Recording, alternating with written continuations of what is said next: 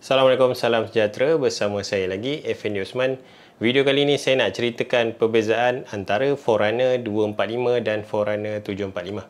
Tapi sebelum tu, untuk pengetahuan anda semua, Forerunner ni senang saja sebenarnya kita nak kenal. Kita mula dengan dua angka dahulu, iaitu Forerunner 45. Lepas tu kemudian kita ada Forerunner 55. Kemudian kita ada Forerunner 245. Forerunner 255 tiada lagi. Kemudian kita ada Forerunner 645. Kita ada Forerunner 745, kita ada 945. Jadi untuk pengetahuan anda semua, model yang dua angka tak akan ada altimeter. Jadi contoh 45, 55 akan datang mungkin ada 65, 75, 85, 95. Model-model ni tak akan ada altimeter. Jadi seterusnya model ke 200 pula, 245, 255, 265, 275, model ni juga tidak ada altimeter. Jadi model mana yang ada altimeter? Model yang ada altimeter adalah model 600, 700 dan juga 900. Jadi untuk senangkan anda faham, kalaulah jam tu dua angka atau model 200 tak akan ada altimeter. Jadi itu saja untuk video kali ini. Jadi video kali ini saya nak ceritakan lebih dalam atau in detail apa perbezaan antara Forerunner 245 dan juga Forerunner 745. Pertama sekali kita pergi pada harga. Untuk Forerunner 245, harga dia adalah RM1,450 untuk model asas. Manakala untuk model muzik pula adalah RM1,699. Tapi dekat sini Garmin selalu buat diskaun untuk model 245 ni. Paling rendah dia turun RM1,299. Forerunner 745 berharga RM2,320. Paling rendah saya pernah jumpa adalah RM1,999. Jadi kalau anda nak beli, anda boleh tunggu sehingga diskaun atau anda boleh beli dengan harga semasa. Jadi perbezaan ketara kat sini, Forerunner 745 berharga RM2,000 ke atas dan Forerunner 245 berharga RM1,500 ke bawah. Seterusnya kita pergi pula kepada perbezaan reka bentuk. Forerunner, kita pergi pada warna dahulu. Untuk Forerunner 245, untuk non-music punya edition, kita ada slate grey dan juga yellow. Kemudian untuk music edition, kita ada warna black, lava red, aqua dan juga Japan edition. Untuk Forerunner 745, kita ada 4 pilihan warna, iaitu kita ada black, neotropic, flame dan juga warna putih. Putih. Kemudian kita pergi pula kepada perbezaan dia punya screen. Untuk Forerunner 245 adalah Corning Gorilla Glass 3. Forerunner 745 adalah Corning Gorilla Glass DX. Saya dah pakai kedua-dua jam ni. Saya nampak perbezaan dia mungkin sedikit coating kepada Forerunner 745. Kemudian untuk saiz fizikal pula, Forerunner 245 sedikit kecil berbanding Forerunner 745. Di sini saiz fizikal untuk Forerunner 245 adalah 42.3 x 42.3 x 12.2 mm. Forerunner 745 pula bersaiz 43.8 x 43.8 kali 13.3 mm. Dia punya besar skrin, kedua-duanya skrin adalah sama, 1.2 inci. Pixelnya juga sama, 240 kali 240. Untuk berat pula, Forerunner 245 sedikit ringan berbanding Forerunner 745. Forerunner 245 seberat 38.5 gram. Forerunner 745 pula adalah 47 gram. Perbezaan seterusnya, saiz tali untuk Forerunner 245 adalah 20 mm. Forerunner 745 adalah 22 mm. Kemudian kita pergi pula kepada perbezaan sensor. Dekat sini macam saya cakap tadi, Forerunner 245 kita tak ada altimeter, barometer dan juga kompas. Forerunner 745 kita ada altimeter, barometer dan juga kompas. Kedua-duanya menggunakan elevated heart rate monitor 3.0.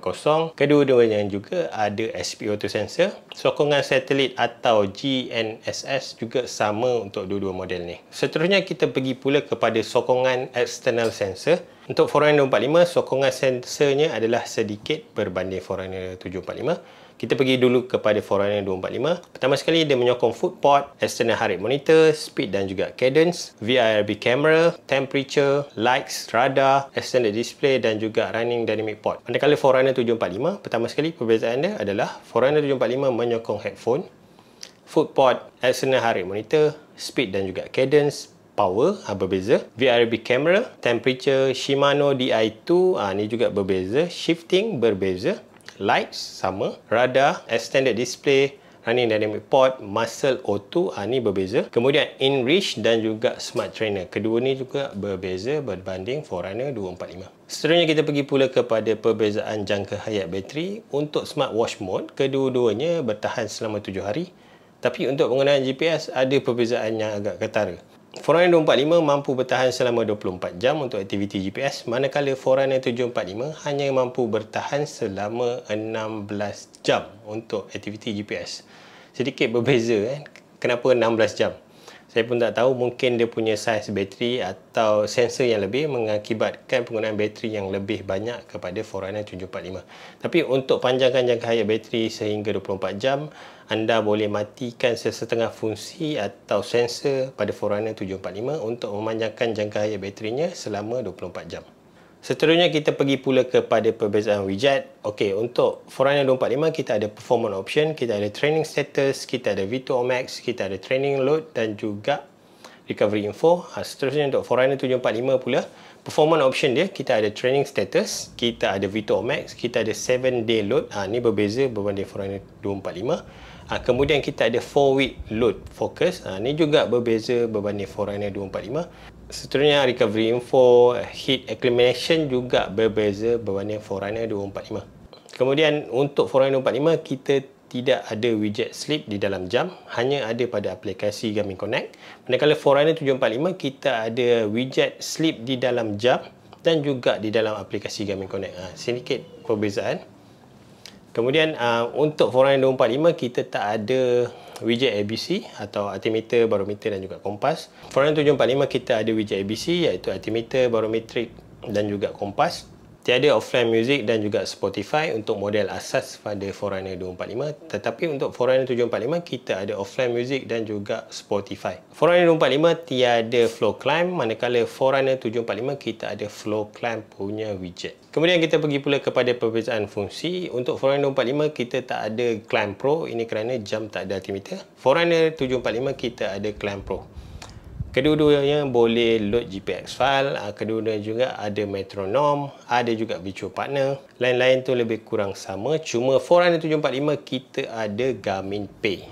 Forerunner 245 tiada Garmin Pay. Kemudian kita pergi pula kepada pilihan aktiviti sukan. Saya sebut terus Forerunner 745. Apa yang ada pada Forerunner 745 ni tiada pada Forerunner 245. Pertama sekali kita ada flow climb, kita ada hiking, kita ada ultra run, kita ada open water swim, kita ada triathlon, kita ada MTB, kita ada swim run, kita ada ski, kita ada snowboard, kita ada boundary ski dan pelbagai ski punya aktiviti. Selain itu juga ada climb indoor dan juga bouldering. Selain itu juga Forerunner 745 ada pilihan HRV test. Forerunner 245 tiada. Kemudian kita pergi pula kepada perbezaan data larian. Memandangkan Forerunner 745 ada altimeter, jadi dia ada pilihan data larian yang lebih banyak berbanding Forerunner 245. Pertama sekali kita pergi kepada perbezaan data field. Untuk Forerunner 245 hanya ada 4 data field. Forerunner 745 kita ada 6 data field. Kedua-duanya ada training effect dan juga training status punya data field. Seterusnya kita pergi pula kepada data field punya data. Saya terus pergi pada Forerunner 745. Apa yang ada pada Forerunner 745 ni tiada pada Forerunner 245. Kita ada elevation field iaitu kita ada average, ascent dan juga descent punya informasi. Kita ada max ascent dan juga descent. Kita ada total ascent dan juga total descent. Kita ada glide ratio, kita ada grade. Selain itu juga untuk navigation field kita ada vertical speed to target. Ni sebab ada altimeter jadi dia ada informasi ni. Vertical distance to destination, kita ada glide ratio to destination. Kita ada muscle oxygen field pada Forerunner 745. Kemudian untuk Forerunner 745 juga kita ada data field graphical. Benda-benda ni tiada pada Forerunner 245. Tetapi untuk pengetahuan anda, Forerunner 245 kita hanya ada GPS elevation. Tiada elevation daripada altimeter. GPS elevation ni adalah bacaan elevation berdasarkan bacaan GPS daripada satelit di atas. Memandangkan dua-dua jam ni menggunakan GPS dan juga heart rate monitor yang sama, jadi saya tak ada buat perbezaan ketepatan GPS dan juga heart rate monitor. Boleh kata kedua-duanya selama saya buat percubaan atau testing, kedua-duanya punya bacaan lebih kurang sama saja, konsisten tak ada masalah. Akhir sekali, kesimpulan dia, Forerunner 245 atau Forerunner 745 lebih sesuai untuk anda. Pada pendapat saya, sekiranya anda hanya melakukan aktiviti larian atau aktiviti berbasikal yang basic, Forerunner 245 sudah cukup untuk anda. Akan tetapi sekiranya anda seorang yang melakukan aktiviti triathlon, open water swim, anda perlu dapatkan sekurang-kurangnya Forerunner 745. Ini kerana jam ni ada lebih banyak pilihan sukan dan juga banyak pilihan data untuk anda gunakan semasa latihan anda. Itu saja untuk kali ini. Sekiranya anda rasa video ini bermanfaat kepada anda, jangan lupa subscribe, like dan share kepada kawan-kawan. Itu saja untuk kali ini. Saya harap saya dah cover semua mengenai perbezaan antara dua jam ni, tapi sekiranya ada tertinggal, jangan lupa tinggalkan di ruang komen atau anda boleh tanya di ruang komen. InsyaAllah saya akan cuba jawab. Itu saja untuk kali ini. Assalamualaikum. Bye-bye.